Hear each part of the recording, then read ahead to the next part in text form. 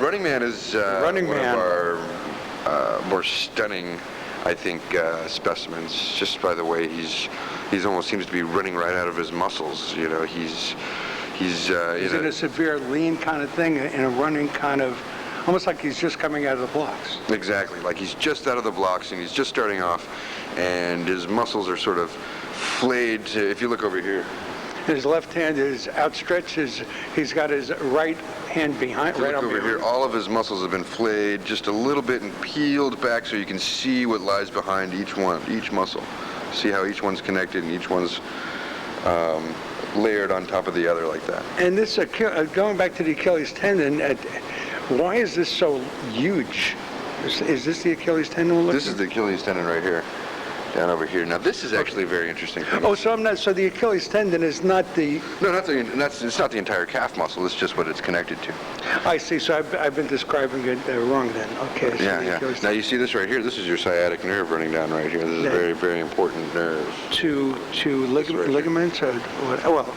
Yeah, no, this is a nerve ending actually, and this is the thing, gives a lot of people a lot of problems. And coming through so a lot here. of people who come through here is like, that's why I have the limp or what have you. And the sciatic nerve comes from just around the maximum gluteus. Would that be correct? Yeah, I would say. And it comes down and it ends right all at the way heel. down here. Now look, I'll show you. Now there's a lot of people who are into something called reflexology, where you have a lot of nerve endings, a lot in your ears, and a lot in the bottom of your foot as well. And if you look at the bottom of this foot, you can see all these nerve endings right here. And each one, like people who are in the know of what this reflexology does and how to work it, they can push on this and say, okay, we're going to affect your liver on this one over here, and this one's going to, help you, digest a little better and things like that. So they can push on each one of these things. And they're sort of like threads. Mm-hmm. You're looking at threads, so whatever they apply pressure to. Yeah, and they're all bundled here in the bottom of the foot like that. So reflexology is the real deal. Yeah. Okay. Yeah, well, it's an interesting thing. I think a lot of people subscribe to it because it's something that works for them, and in their head that it works. So I think that's one of the important things. Okay, we're going to take a really quick break. We're going to take a really quick break right now. I'm just going to check my sound, and then we'll be right. I'm going to turn the tape over, and then we'll be right back. Again, you're listening to Visions, a series of visits to almost everywhere. We're at South Street Seaport in New York City. We're at Bodies the exhibition, and our host and guide is Richard Hinojosa. Richard Hinojosa, and we are again. These programs are being made available exclusively through the Library of Congress, National Library Service for the Blind and Physically Handicapped. They will be mastered down and sent on to your libraries for your enjoyment. Let's take a quick break. I'm going to check my tape, turn it over, and then we'll be right back. Okay, we're back on tape. Obviously, the sound is great. Richard, you're sounding great. Everything is wonderful. It's great ambience here. Great lighting, I think. And great lighting in here. And we're back on tape. And I'm just looking at a note over here on the wall. These are 3 types of muscle tissue. Skeletal muscle moves the bones. Cardiac muscle moves the heart. Smooth muscle moves the blood, food, and fluids through your body. Okay, yeah. So these are 3 types. So what you're looking at here, of course, is your cardiac muscle. Examples of the cardiac muscle. You can see a little window that they cut out there, so you can see how the cardiac muscle is layered. Okay, and then you'll see some of the examples of smooth muscles, some in your arteries, your aorta. Okay, and some of your intestines here. And what is this here? This is your bladder. The bladder, is it this is the size? It is really that small. You can hardly believe that you can drink an entire beer and hold it all in that thing. It can't be more than maybe 2.5 inches vertically, and maybe 1.5 inches across. And sure, this yeah. is it, and this is not a child's bladder. It looks maybe about 1 inch deep, when you say, yeah. And about 1 inch thick. Yeah. Is this a child's bladder? No, this is an adult bladder. This is an adult bladder. Now, of course, it's something that it can expand, obviously. But and they expand quite a bit. But it looks so small when you look at it from this point of view. Wow, holy cow, you expected everything, but we only have so much room in our body. Okay, and Another sign over here. I don't know what I should call this, quotes or just... Well, we call them quotes, we call them fast facts on the walls, we call them didactics, I think is one of our favorite terms, all the didactics on the walls. Didactics? Yeah. Okay, here's a didactic right here for you. Muscular. More than 600 muscles line and wrap nearly every square inch of the body. We certainly hope so. Every bodily movement and function from breathing and digestion to running at top speed depends upon the muscular system. Okay, so from here on in, it's didactics. Okay, back to work here. We're at another case. So yeah, we're looking at a case that's dedicated to the foot and ankle. We have a skeletal example, and we have another example that adds just a few muscles, and then we have an example that adds a lot more muscles. So once again, you can see some of this reflexology that I was talking about here on the bottom of the foot. And this really works. I guess it's applying pressure, relieves... Yeah, it really works for some people. Now, there's other people... Why not for all people? Well, I don't know. I guess there's some people who don't believe in it, and if you don't believe in something, it's not going to work for you, for the most part. The mind is a terrible thing to have. It is. It's scary.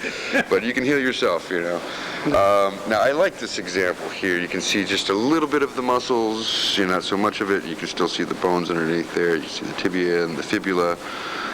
We actually have a nice example of a nice tibia that you can hold at the end of the tour. We actually have an interactive desk where you can hold several specimens. Wonderful. Okay. Yeah, so you can actually touch things. I want to clarify one thing, if we can move over here. Now, the Achilles tendon, that's it.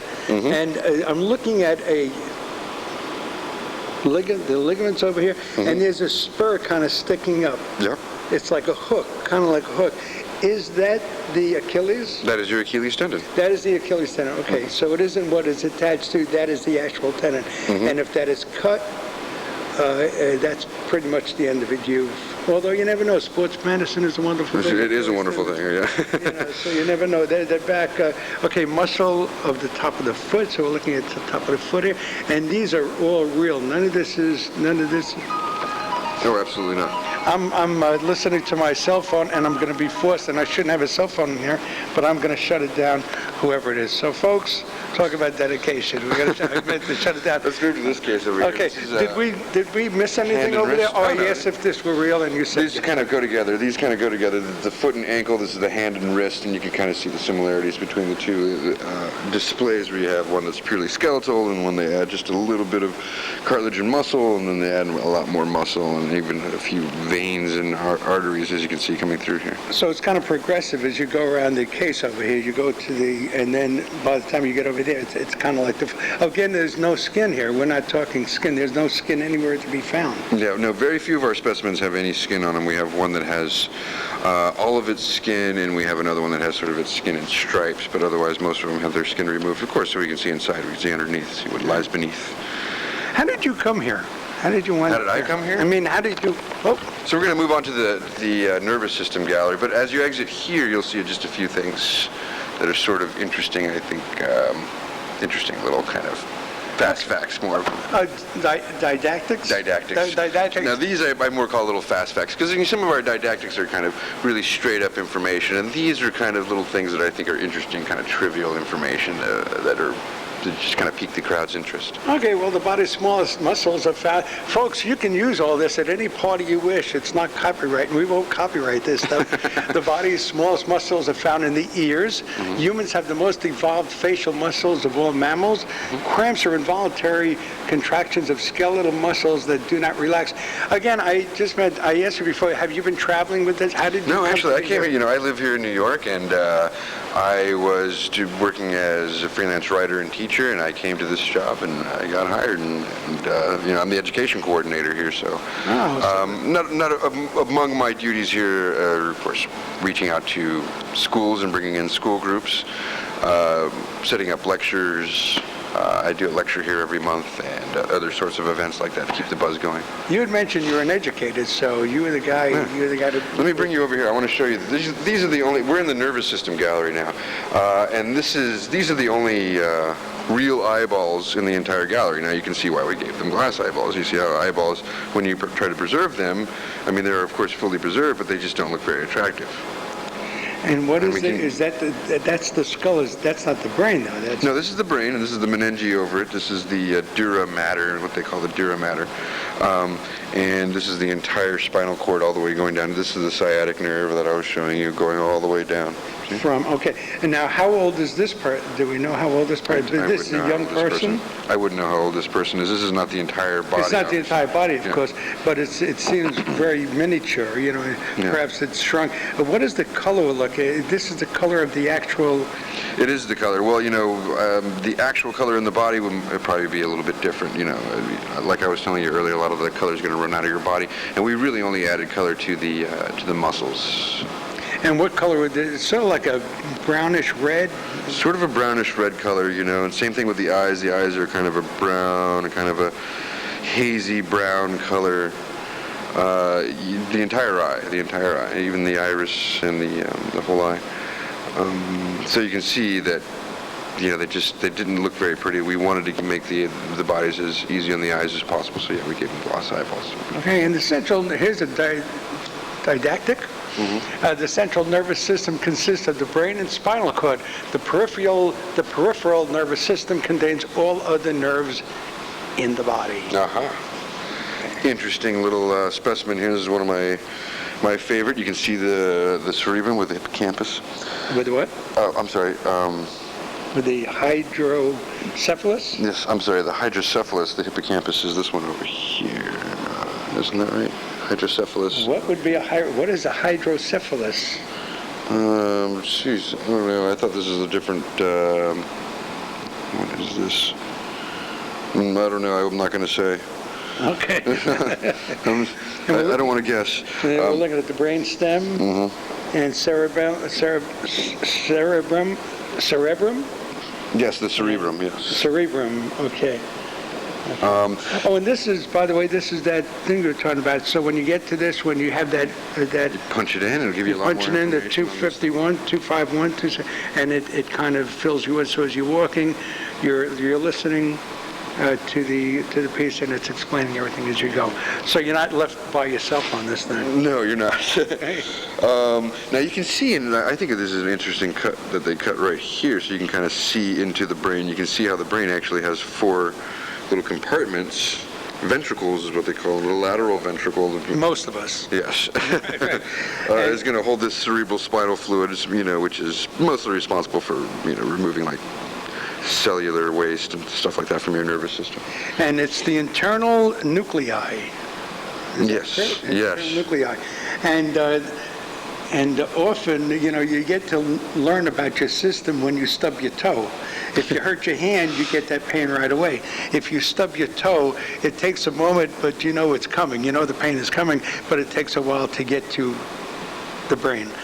So it takes longer to travel, so the pain comes later. Yeah. Am I correct? Yeah, no, absolutely. Yeah. Now this is a real interesting specimen right here. This guy, this is I think they call it the mid-sagittal section of the basically what they've done is they've cut out the middle section of the brain, right down the middle, right down the brain stem, right in the middle. You can see right here, this is the corpus callosum, which is a little kind of bridge over the creek that it connects the 2 hemispheres of your brain right here. It allows them to communicate with each other. It comes all the way down to the brain stem right here, and eventually goes down to the spinal cord. So of course in this nervous system you're going to see an awful lot about the brain and about the spinal cord and things like that. And I think to get this kind of dissection right here is very difficult. Very nice dissection here work. Very nice work. And again, the doctor's name, this is the same person? Yes, Dr. Shui, yes. Dr. Shui, right. Okay, it kind of looks like, what does it look like here? It kind of looks like a seahorse. I was going to say a seahorse. Mid-sagittal section of brain. So it kind of looks like a seahorse. The tail happening there in the head. Mm-hmm. Wow, holy cow. And then you've got the brain stem. I think we did that. Mm-hmm. Wow, holy cow. So we're coming to it's not Leonard Bernstein. No, it's definitely not. I think Leonard had better teeth. Yeah, he's conducting right now, right? Yeah. And he's got the baton going there. And it's a creativity and bodily control. So let's kind of move over to the sign a little bit here. And this specimen illustrates the nearly countless number of tasks the brain executes, from the most basic to the highly complex.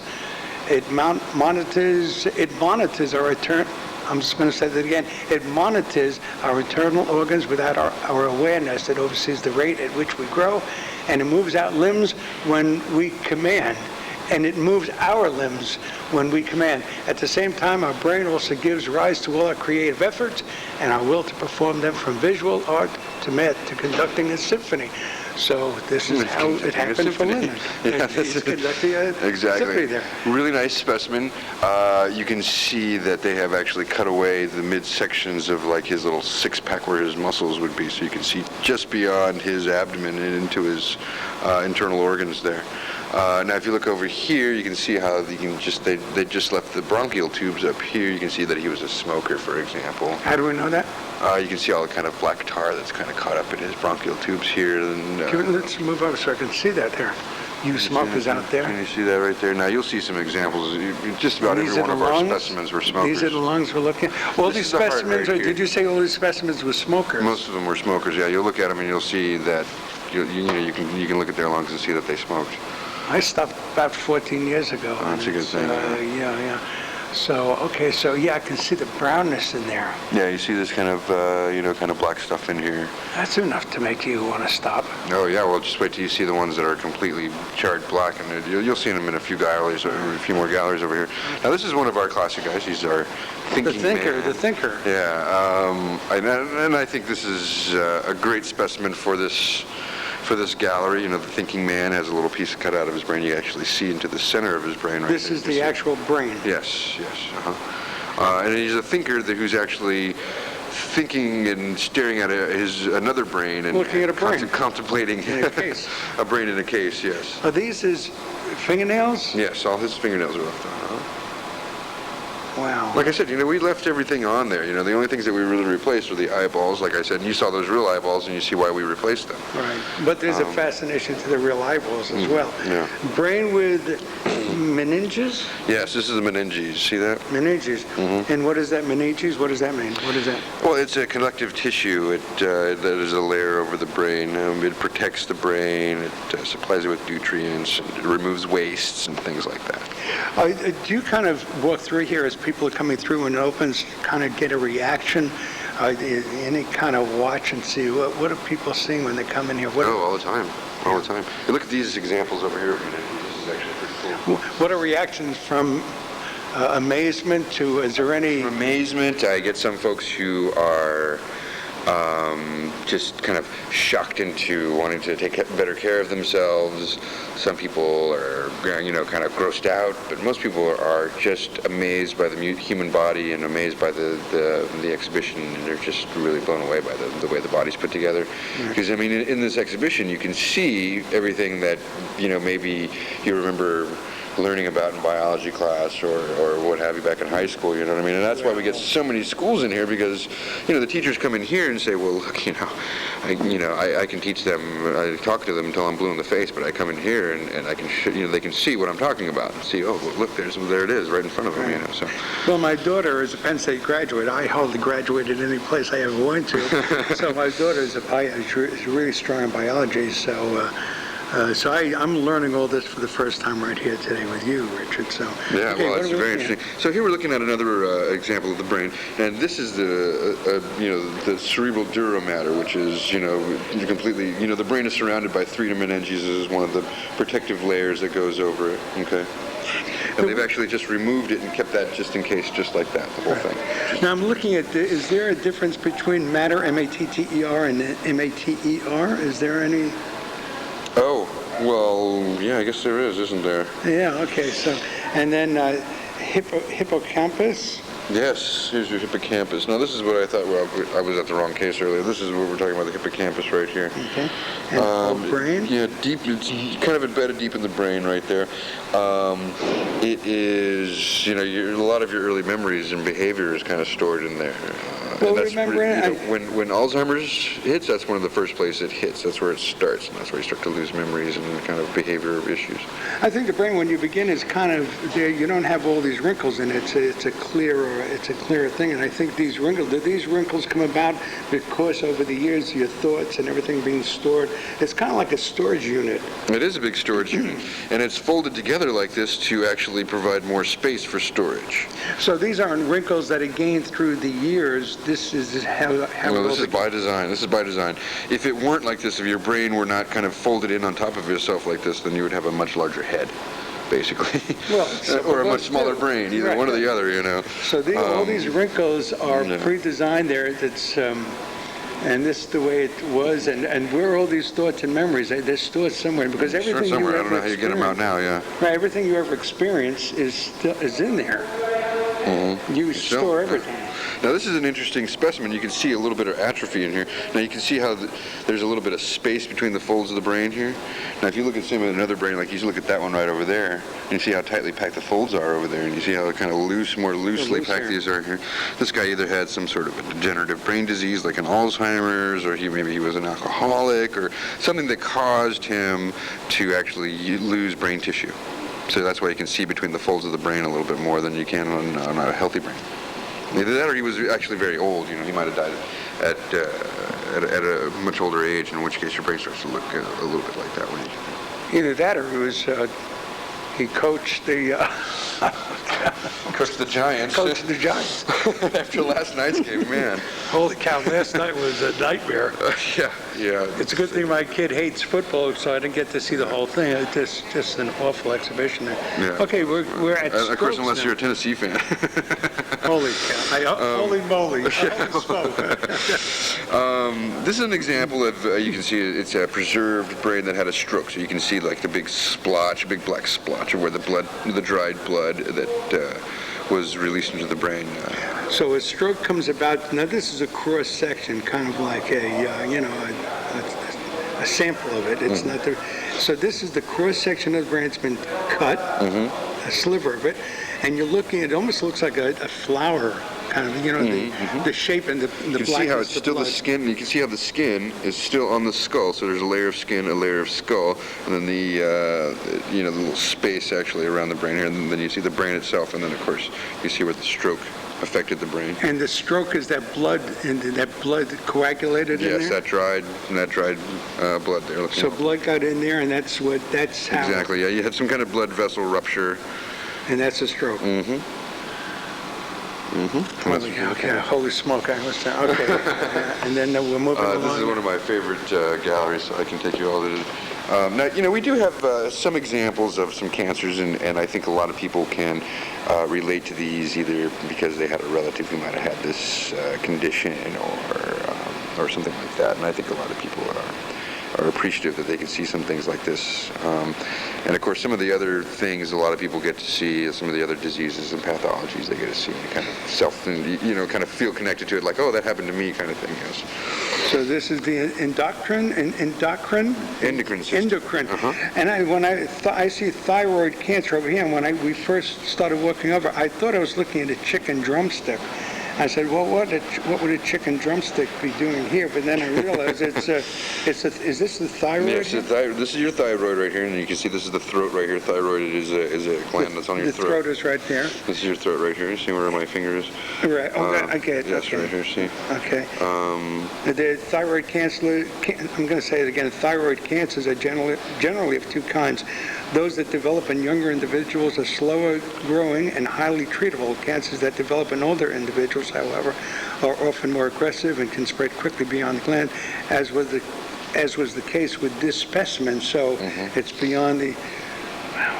Yeah, very good. And the goiter, here's a goiter here? I was going to show you the goiter, yes. Okay, let's move on. Another thyroid condition, a goiter. You can see it's really, this example is pretty scary. This one's a little bit smaller, but this one, can you imagine? This is the one that was beyond the neck? I mean, that must be, what, 5 inches in diameter? It's in a flattened state, by the way, right now. Is that the way it would be in life, in a flattened state, or is it... No, that's a cross-section of what... That's a cross, so it's a more bulbous... It's more of a bulbous, it'd be a big blur or a big bulge. And then half brain showing location of pituitary gland. There, the brainstem pituitary gland. Pituitary gland, yeah, you see it? Yeah. Wow. Interesting. This is pretty amazing stuff. This is a wonderful education today, folks. I'm going to move us into the circulatory gallery. Now, this specimen is actually pretty cool. You can see a lot of. This is actually a very meticulous dissection. You can see how he removed the majority of tissue so you can just expose the nerves here. And this guy is mostly nerves. You can see all of his nerves coming down in here from his neck. You see this? All down into his hand. You can see once again, his sciatic nerve breaking off and all the little branches all the way down to the bottom of the leg. Really amazing. Again, are all these men?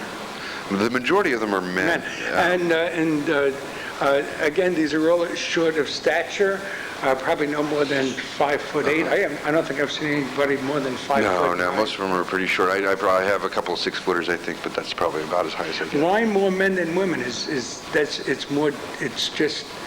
Well, there's a couple of statistics, and one of them happens to be the majority of unclaimed bodies are men.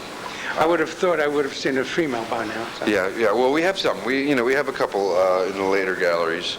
And so more men are left unclaimed? Unclaimed than women, yes, exactly. So, it's kind of like, it wasn't by design. This is one of our most frequently asked questions of why there's so many men or where all the women or things like that. And of course, it's not by design. We wish we had more women here in the galleries, but that's just what was available to us. So more men are left unclaimed.